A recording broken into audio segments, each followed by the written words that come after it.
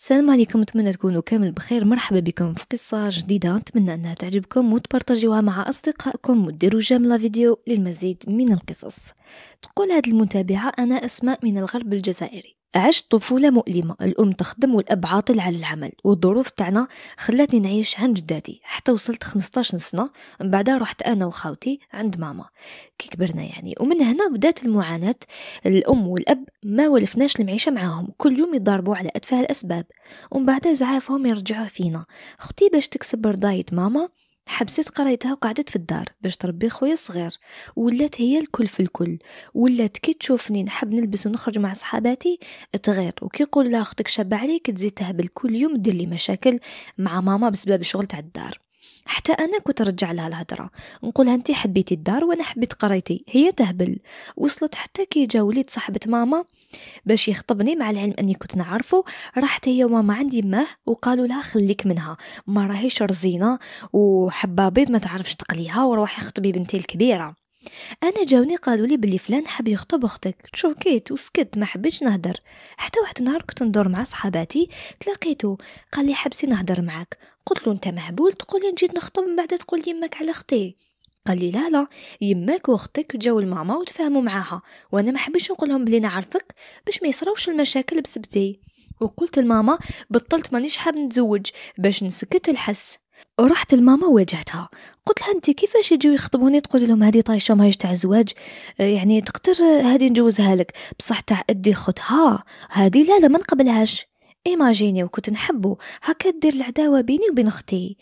انا سكت وقالت لي هذاك سكرجي وتاع نسا ما يلقش بك.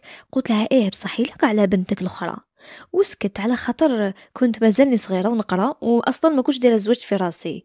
رحت لاختي قلت لها هذا كنت نعرفه وجا خطبني، واذا حبيتي تديه هاوليك الشبعي بيه. في هذيك لا بيريود عرفت لوس بنت عمتي، وهذاك زعما كان اول حب. كان هو يخدم في الدرك، يجي في العام 3 مرات، ولكن كنت نهدر معاه بزاف تليفون. نهار سمعت بيا اختي بلي راني معاه راح تجري لماما، قالت لها بنتك راهي راح تبهدلنا، راهي مع لوس بنت عمتي. حكمتني ماما، عطاتني طريحة تاع الموت، مع العلم أن أختي كانت تخرج مع جارنا ويما على بالهم تقبلوا فرحانة. نهار كامل وهم يطيبوا يبعتوا لهم، واختي تروح تنقي لهم حتى دارهم باش يقولوا عليها شاطرة وتاع دار. وانا كنت غير نضحك عليها كي شوفها هكذاك. جابتها مورايا حتى حبسوني دارنا من القرايه، وهنا تبدا المعاناة الحقيقية تاعي، تسمى وليت تحت المراقبة ديالها. واحد النهار لقات عندي تليفون، قالت لي منين جبتيه؟ قلت لها شراه لي واحد. هي هبلت، قالت لي وين شفتيه باش اعطيك تليفون؟ قلت لها جاز على الدار وعطاهولي. قالت لي ايه تسمى حبيتي طيحي راس بابا في الارض؟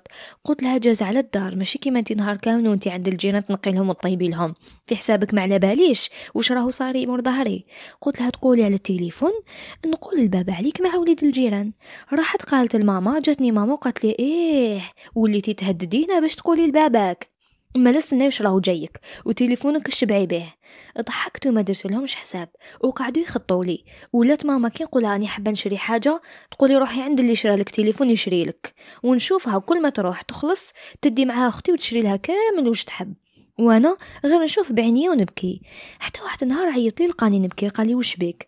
حكيت له، قال لي مسحي دموعك ومن اليوم ما يزيد يخصك والو، حلي كونت وانا كل شهر نبعث لك مصروفك. انا فرحت بزاف، وكان مركز البريد قدام دارنا، رحت فتحت كونت ولا كل شهر يبعث لي دراهم. وكنت كل ما نشري حاجه يقولوا لي منين جاتك، نقول لهم عطاتها لي الجاره. كان جارتنا وحده تحبني بزاف وتقول لي كون جات عندي طفله نتمناها تكون كيما انتي زينه وحلوه وتدخل القلب. وكي تروح ماما ولا اختي يسقسيوها تقول لهم ايه انا شريت لها، اسماء راني دارتها بنتي. حتى يجي واحد نهار كان فيه هو جاي قال لي والله راني حاب نشوفك، جربي تخرجي من الدار. قلت له معليش نجرب بصح غير قرب من دارنا. قال لي معليش. كانت اختي تسمع فيا نهدر وانا ما شفتهاش. كي وصل الصباح درت مكياج خفيف، قلت لها راني رايحه عند الجاره. قالت لي معليش. كي خرجت عيطت لبابا، قالت له روح تبع بنتك وراهي رايحه. انا كنت واقفه معاه حتى نحس بالضربه في ظهري، حكمني بابا قتلني بالضرب برا والناس تتفرج. وكي زاد دخلني للدار زاد حكمني وقتلني بالضرب، وليت كامل زرقاء وما كفاهمش الضرب. قالوا لاختي وماما حفف لها شعرها باش مزيش تخرج من الدار. حكموني بين 3 وحفوا لي شعري وانا غير نبكي. جيت نشوف روحي في المرايه تشوكيت مزيا خبيت تليفوني.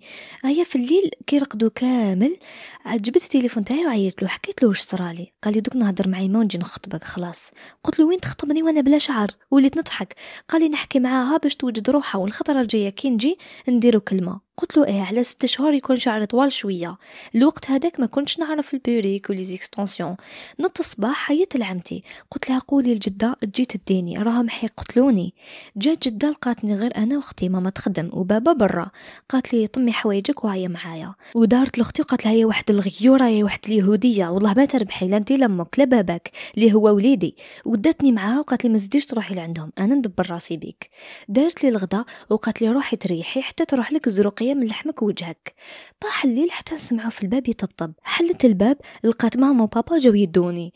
قالوا لها ما تدخليش روحك بنتنا وحنا نعرفوا كيفاش نربوها. وصلت بابا قريب ضرب جداتي، بقات تضارب معاهم حتى طلعت لها لا طونسيون، داتها متى للسبيطار. في الدقيقه هذيك بابا ويما زادوا قتلوني بالضرب وداوني معاهم، زادوا كملوا لي بقى في الدار. جاسوا لي مات وانا نحكي معاه غير بالتخبيه كي رقدوا. حتى واحد نهار قال لي انا قريب نجيب باش نديروا الخطبه، كان شعري طوال شويه، مت بالفرحه. قلت نتهنى منهم ومن الهم اللي راني عايشاته.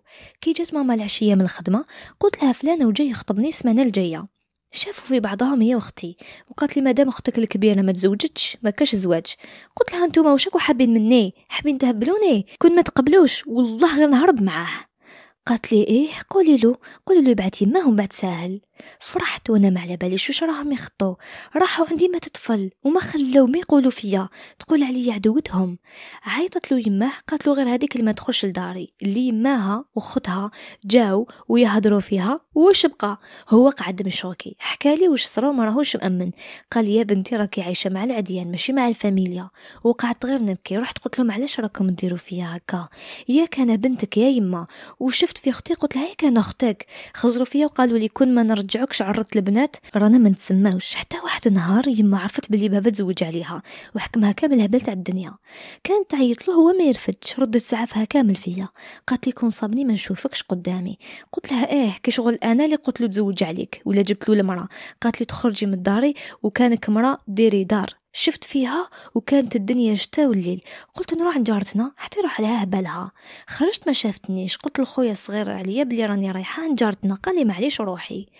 كي ترقد قال لي ارواحي. كنت قاعده مع جارتنا حتى نسمع في خويا عيط لي. خرجت له قال لي بلي راهي عرفت بلي خرجتي دارت حاله وقالت لي دكتور راح تعيط لها. دخلت للدار قتلتني بالضرب ومع اختي تزيد تقوي المشاكل. قالت لها كنت تحرقيها باش تتبلاصتها. راحت ماما سخنت الفرشيطه حتى ولات حمراء وكانت حابه تحرق لي وجهي وتقول لي زينك اللي طايره به نحيهولك وانا غير نخبي في وجهي. طلعت لي الجبه وكواتني في كامل لحمي وانا نعيط لربي اللي خلقني وما غدتهمش مع اني والله ما درت لها حاجه اللي نستاهل عليها هذا الشيء. قعدت 20 يوم وانا ما نقدرش نوض غير رقدة على كرشي والحرق خلاص. حتى قلت لخويا روح لجده قولها تجي. كي جات جده وشافتني بهذيك الحاله هبلت. قالت البابا علاش يديروا الطفله هكا يا واحد اليهود. قالها انا خاطي يماها اللي دارت لها هكا. قالت لي نديك الطبيب وروحي تشكي بيهم ودخليهم الحبس يستاهلوا. قلت لها مهما يكون تبقى يما وما نقدرش ندخلها للحبس. شافت فيا وقالت لي يا بنتي شكون الراجل اللي حيدي وحده لحمها مشوه. قلت لها كاين ربي. داويت بدواء عرب وبديت نرتاح ومن بعد بقاو لي بلايص تبان فيهم الحرقه بزاف وليت نكره ندخل الدوش باش ما نشوفهمش. حكيت لهداك اللي كنت معاه قال لي كون غير شكيتي بيهم ولا غير يرشاو في الحبس. قعدوا لي ما تفوتوا حتى واحد نهار كان عرس وليد عمتي يعني مات السيد اللي راني معاه كانت جايه. قلت نروح بالك نهدر معاها باش تبدل رايها. كي قلت له نروح العرس قال لي لا اخطيك.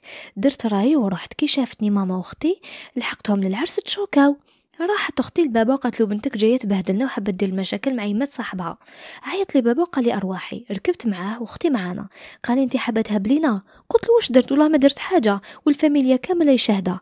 قال لي ايه نوصلوا للدار ونحكيو. غير وصلنا بلا ما يهدر معايا حكم لي راسي ويضرب فيه على الحيط حتى دخت نط راسي ماشي قادره نرفتو. قلت هذا هو نهار الاخر في هذه الدار. نط صباح لقيت اختي راحت للدار بيت هذاك اللي تعرفوا وماما راحت تخدم. ديت شويه دراهم وشويه ذهب من الدار وقشي وخرجت. عيطت لصاحبتي كانت قرا في العاصمه. قلت لها راني جايتك. قالت لي مرحبا بك نشوف كيفاش ندخلك الاقامه الجامعيه. رفدت روحي وركبت في الكار حتى وصلت وصلت في الليل لقيتها تسنافيه هي وصاحبتها وطفل يقرا معاهم. داوني لاسيتي، دخلنا تعشينا، قعدنا سهرانين ونتفكروا في الايامات تاع كي كنا في الليسي. كي نوضنا صباح ستقهوينا، قالت لي اقعدي في لاشامبر ما تخرجيش. كي جات العشيه جابت العشاء، قالت لي نقول لك حاجه ما تزعفيش، انا ما نقدرش نخليك هنا، ماشي في يدي، كوني في قوبيه يصراو لي مشاكل كبار. قلت لها على بالي، ربي يدير لها طريق. احنا قاعدين احتاجت وحده تقرا معاها. قالت لها هدي بنت خالتي لقات خدمه هنا في العاصمه، ما لقاتش باش تكري دار والديور غاليين. قالت لي صاحبتها علاش ما تشوفيش في ود كنيس تلقاي كولوكاسيون، يعني بنات عايشين مع بعضهم وانا لا علاقه بالانترنت. ما فهمتش كامل واش كان تهدر. قلت لها شوفي لي، رفدت تليفونها وبدات تحوس. عطات لي 2 نوامر، قالت لي هادو شوفي معاهم جايين في بلاصه بزاف شباب في العاصمه. عيطت لواحد نيميرو، رفدت عليا مرة. قلت لها اختي انا قالوا لي تكري البنات. قالت لي ايه تفضلي، بصح لازم تكوني خدامه باش تسكني معانا وما عندناش الخرجه تاع الليل. قلت لها ايه معليش، كذبت عليها قلت لها راني نخدم. ورات لي الدار وين جايه، رحت انا وصاحبتي شفناها، عجبني الحال. قالت لي ما كان لها تعيطي لي في الخلاص. قلت لها ايه معليش. رحت بعد سنسله وقلت لها هاكي حق 3 شهور. سكنت مع البنات وكانوا كامل عقلات من الخدمه للدار، وكنت كل صباح نخرج نحوس على خدمه. المهم باش نعيش. حتى لقيت واحد يكري حوايج العرايس، كاتب يحوس على بائعة في المحل. دخلت عنده سقساني وين تسكني، ومنا قلت له راني جيت نقعد مع جداتي، عماتي تزوجوا قعدت وحدها جيت نونسها، كنت غير نخرط. المهم نسلك حوالي، وانا من الخدمه للدار عرفت بنات بزاف هايلين وكل وحده وحكايتها. فات عليا عام ما هدرت مع حتى واحد من الفاميليا. حتى قالت لي الطفله اللي معايا كنا انا وياها في الشمره وحده نتقاسموا كلش كيف كيف. قالت لي علاش ما تعيطيش لداركم وتسقسي عليهم. قلت لها ولا غير توحشتهم، خاصه جداتي، سيرو يكون قلبها محروق عليا. عيط عند عمتي، كنت حافظه نيميرو ديالها، جوزت لي جداتي، هي تبكي وانا نبكي، تقول لي سمحي لي ما وقفتش معاك كيما كان الحال. وقعدت جدتي تحكي لي، قالت لي ملي رحتي وهما دايرين على بعضهم واختك تخطبت السمانه اللي فاتت. قلت لها ايه مزيان اللي تخطبت، قريب تهبل على الزواج. قعدت شهر وانا نحكي غير مع جداتي. قالت لي اروحي نشوفك، قلت لها السمانه الجايه نجيك. رحت لمول الحانوت، قلت له حبيت نروح البلاد غير 3 ايام. قال لي معليش ملي بديتي الخدمه جامي غبتي، روحي ما طوليش، كان بزاف ناس ملاح يجي مره في السمانه يدي دراهم ويروح، تقول عليه الحانوت تاعي. رحت عند جداتي وهي ما راهيش مأمنة بلي شافتني، غير تعنق وتبكي. انا قاعده حتى نشوف خويا الصغير جا وانا نطلع عليه غير من الطاقه وحابه نبوسو، بصح خفت يروح يقول لهم ويجوكش ما يديروا لي. كملت هذوك اليومين ورحت. كي جيت خارجه كنا غير نبكي وانا وجداتي، وهي قاعده تقول يا بنتي قلبك مليح، طيحي في الدنيا هذه، وانا غير نبكي وهي تدعي لي بالخير. رحت قعدت 1 شهر وقلت ندير الكوراج نعيط لماما. عيطت لها قلت لها واش راكي صافا؟ قالت لي صافا. قلت لها ما عرفتينيش، ما عرفتيش صوتي. قالت لي اسماء ولا تبكي، وانا حرت قلت هذه ماما مكش منها. قالت لي راني حابه نشوفك والله ما تقيسك حاجه. قلت لها ان شاء الله. ولات كل يوم تعيط لي وتسقسي مده 2 شهر. قلت لها نهار الخميس نجي. بالخميس كملت الخدمه وقلت نروح، واللي صرا يصرا. حسيتها ندمت. رحت بصح قبل ما ندخل دارنا رحت عند الدرك، قلت لهم اذا ما بنتش غدوه على 6 تاع العشيه هاكم العنوان تاع دارنا، يكونوا كش ما دارولي. حكيت لهم كلش، قالوا لي ان شاء الله خير، اذا ما بنتيش نجيو لداركم. وعطاني نيميرو تاعهم، قالوا لي كش ما يصرا اتصلي بهذا الرقم. واحد فيهم عطاني نيميرو تاعو، يعني قال لي هذا نيميرو تاعي وعيطي ديريكت فيه. كنت يعني بزاف شابه وباين عليا العسك الضربه الحطه. ودخلت للدار لقيت ماما طيبت لي كامل واش نحب، واختي تشوف فيا من الفوق للتحت. قالت لي حسبناك هربتي مع حبيب القلب. قلت لها والله غير هذا وين تفكرتو، كي راكي تهضري عليه. قلت لها راني حابه نسمع اخباره من عندك. انا هدرت معاه اليامات الاولين كي رحت العاصمه، ومن بعد رميت كامل حياتي القديمه مورايا. بدات تهدر تقول لي انا نخرج من دارنا عروسه، واحد البنات يقعدوا طول عمرهم بايرات. انا غير نضحك، وماما تشوف فيا ماهيش مامنه كيفاش وليت. كانوا يستناو يلقاوني نرقد برا ولا عايشه في الشارع، لقاوني وليت خير منهم. بابا يشوف في ماما واختي ويقولهم انتوما السبه، وانا في قلبي نقولهم كامل كيف بعضاكم، غير خاوتي دكوره كانوا صغار مساكن. المهم رقدت الليله هذيك، نوض الصباح قلت لهم مور الغداء نروح غدوه صباح خدامه، يا ربي نلقى ترونسبور. انا كنت خايفه ما يخلونيش نخرج. قالت لي اختي ايه هاكي تباني قادره وليتي تخوفي. قلت لها انت اللي وجهك كيشوفوا الواحد يخاف. كي جيت خارجه ماما تعنق وتقول لي سمحي لي، سلمت عليها وعطيت لها 2 ملايين في يدها وخرجت. رحت عند الدرك وقلت لهم بلي ما صرا والو، ورحت وليت عايشه كيما مداري من الخدمه للدار. حتى وصل عرس اختي عيطولي، شريت كلش شباب ورحت جيت شابه عليها، وهي تقولي ما توقفيش قدامي. وانا يجوني الفاميليا اللي في حسابهم راني في فرنسا يقولوا لي راكي خير من العروسه. جوزت العرس ورحت قعدت مع ماما كل يوم تهضر معايا وتحكي لي على اختي اللي من نهارها راجلها باع لها ذهبها والواسات هاي ضربوها. انا ما نكذبش عليكم كان عاجبني واش صار فيها. قعدت 3 شهور وطلقت ولات لدارنا كل مهبوله، يما كرهت منها ولاو يديو فيها من راقي لراقي، حتى جاها واحد كبير ومطلق زوجوها وتهنوا منها. هكذاك بقات دير المشاكل. زاد قالت لبابا وماما باللي بنتكم تتزوج وما على بالناش واش دير وكيفاش عايشه. يا ربي ما نتهناش تكون مشاكل هاد الطفله. قال لي بابا لازم تتزوجي، الهضره كثرت عليك وما زيديش تجي حتى تلقاي راجل.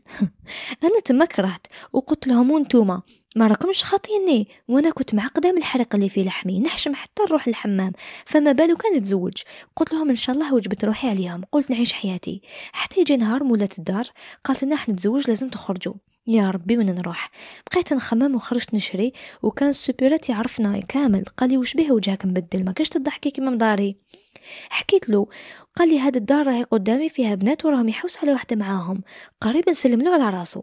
اعطاني نيميرو تاع واحده منهم، قال لي عيطي لها. عيطت لها قالت لي مرحبا وديت قشي ورحت. كانت الدار شابه بصح البنات خارجين طريق. قلت معليش المهم نغطي راسي. من بعد بديت نقعد معاهم نحكي ونضحكوا، يقولوا لي واش يخصك رانا معاك. داروا لي عمليه نحيت التشوهات على الحريق اللي كان في لحمي وجام يصيفوا عليا حاجه. بديت نتاقلم معاهم ودقت الدراهم وليت ما نحلل من حرم للاسف. المهم الدراهم بلا ما نحكيو كيفاه، وليت ندير كلش مهم تجيب دراهم. وليت نبعث لدارنا واش يسحقوا نعطيهم ولا يحبوني. وانا بعدها وليت نكري غير في ارقى الاحياء في العاصمه. شريت طونوبيل ولا عندي بزاف معارف ولا تكلمتي كي السيف. عجبني الحال، دور غير مع الناس اللي لاباس بيهم. 6 سنين وانا عايشه حياه الرفاهيه او حياه الحرام، لي فواياج تحواس وما على باليش بالدنيا. حتى واحد نهار عرفت واحد كبير شويه وحبني، كان بزاف حنين معايا يوفر لي كلش، وكانوا كامل صحاباتي يقولوا لي خليك منه، وانا نقول راهم غايرين مني، مع العلم انه كان مزوج وعنده 6 بنات. انا بالك كانت ناقصتني حنانه الاب ولقيتها عنده. واحد نهار كنت قاعده معاه قال لي واش رايك نتزوجوا؟ انا بلا ما نخمم قلت له ايه. قال لي بصح بالفتحه على خاطر انا متزوج. قلت له معليش عيط لدارنا حكيت لهم فرحوا. درت العرس مع العلم هو ما قالش لدارهم، جبت صحاباتي وماليهم يعني ماتهم وهو جاب صحابه ودرنا العرس.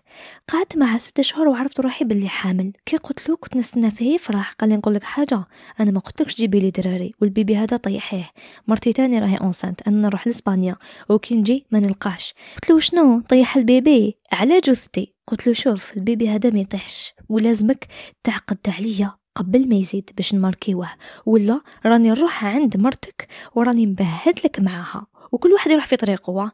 كي جا من اسبانيا بعد 15 يوم قال لي واش درتي؟ قلت له ما طيحتوش. قال لي خليه مرتي طاح لها البيبي. قلت له انت فرعون، تحي اللي تحب وتقتل اللي تحب، ما لا ربي قالك انا ندير واش نحب. من موراها عقدنا تهنيت وبدا يدير في السكاره. انا بالجوف حسيته حقرني ولا ما يعطينيش دراهم، يقول لي ما عنديش، وانا نجبد من دراهمي ونصرف. حتى جا نهار زياده كنت وحدي غير ربي اللي معايا. عيطت لجارتي عيطت للحمايه جاو داوني نولد. المهم نعيط له هو طفى تليفونه حتى ل7 تاع الصباح باش بان. ولدت وجبت احلى ولد في الدنيا. انا قلت عنده غير البنات كي يشوف الولد يهبل، هو في الصح فرح بيه وكلش، بصح انا تقلبت حياتي. نهار ولدت عيط لماما، هي جات رفتتني شهر، وفي الوقت هذا كان عندها مشاكل مع بابا وطلقوا. صرفية العجب قريب مت، عندي انفكسيون في السيزاريان، الحمى طلعت لي 40. بعد 20 يوم ريحت. ماما قالت لي انا قعدت معك شهر خلاص لازم نروح لداري، خاوتك شكون بيهم؟ كي رحت قعدت نربي في وليدي ونصرف عليه كي حتى مرض لي. واحد نهار انا مديته للسبيطار درت اكسيدون، زدت تخلعت. جاو الناس ليا قلت لهم خليو الطوموبيل وديوني ندي وليدي للطبيب راهو بالحمى، وانا ما نعرفش. اول مره يمرض لي وليدي. عيط لباباه ما يرفتش، كان مع مرتو. المهم سكت، ديت وليدي للطبيب عطاوه الدواء وعاودت رحت. على الصباح جبت الطوموبيل، كي جا حكيت له واش صرا، قلت له لازم دير حل. اسكت. سرقت له النيميرو تاع مرتو عيط لها حكيت لها كلش، قلت لها انا مرتو يما توليدو، وهو هبل قال لي كيفاش تقولي لها. راح وخلاني قال لي نطلقك. من بعد رحت عند اختو باش نفهم الحكايه وين واصله، ولو كان غير ما رحتش. ظهر كان مزوج مع مرتو الاولى وعنده معها 3 بنات، وهذه الزوجه اللي طلقت يعني الاولى المهم خالوطه اللي هي فاميلتها وعنده معها 3 بنات. قالوا لي واش راهو يستنى فيك، واش درتي في عمرك؟ شافوا دارهم وليدي وفرحوا به بزاف على خاطر هو الحفيد الذكر الاول في العائله، وهو طلقني وراح. مرات يسقسي على وليدو. انا كنت وحدي وليت عايشه غير لوليدي حتى وصل في عمره عام ونص. جا باباه يشوفو لقاه ولا يشبه له فوله وتقسمت على زوج. قال لي تولي لي ونعيشوا وليدنا كيف كيف. قلت له ما تحلمش بها هاد الحاجه، وليت ما نحملكش. حتى راح عند ماما يبكي ويحلل.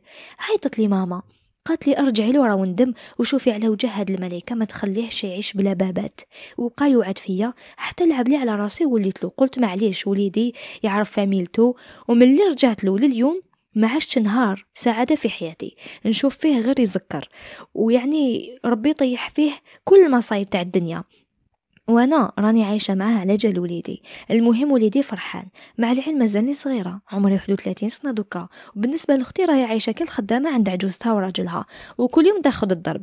اما ماما رجعت الام اللي كنت متمنيتها من قبل، وهي واختي ولاو عديان وكل وحده فيهم حابه رضايتي. وانا نقول الحمد لله ما يخصني والو، ووليدي عوض لي كامل الحب والحنان اللي استنيتهم في حياتي. برك ان شاء الله يهدي راجلي ويعاود يتسقم. اذا وصلنا نهايه هذه القصه، نشكركم لأنكم سمعتوها. إذا عجبتكم بارطاجيوها مع أصدقائكم وسمحوا لي اللي كنت نزرب. عندي واحد البروبلم ما عنديش اليوم كونيكسيون، راني نزرب لأني ماكتيفيا غير تاع ساعة. سمحوا لي اللي راني نزرب في القصة مرة تانية. ديروا جيم لا فيديو للمزيد من القصص ونلتقي في قصة جديدة إن شاء الله.